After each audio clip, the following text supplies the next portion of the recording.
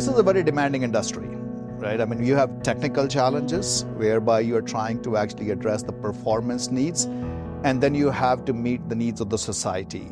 And as you kind of increasingly see, circularity is becoming more and more important to people. So our objective here is to kind of bring science to recycling.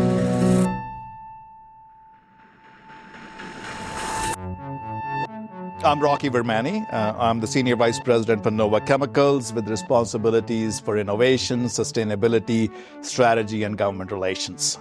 So our objective here is to kind of bring science to recycling. Recycling's been around for multiple years, but we, of course, know how to build materials, how to make them more effective, how to make them perform. My name is Alfonso Izquierdo, and I'm a research scientist at Nova Chemicals' Circular Products team. The typical technical challenges experienced during mechanical recycling lies in removing contaminants and also limiting polymer degradation.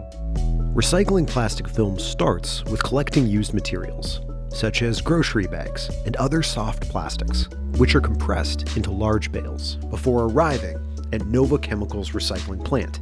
Here, the bales undergo a rigorous process. First, they're shredded, then sorted to remove non-polyethylene materials, and thoroughly cleaned to eliminate contaminants before finally being dried. The recycled flakes are then melted and pelletized under controlled conditions to protect its quality, ultimately transforming the material into a new, high-quality recycled resin. Recycled polyethylene behaves differently compared to new resin. It can lose clarity, strength, or take on a gray color. So producing consistent, high-quality pellets takes a lot of precision. Driving circularity also needs deep virgin material expertise to boost recycled material performance. Together, this keeps plastic out of landfills and supports a more circular economy.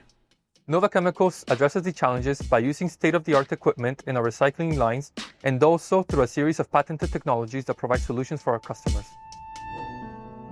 We are receiving $4.6 million from Emissions Reduction Alberta through the government of Alberta for this project, which we expect to cost about $9.5 million.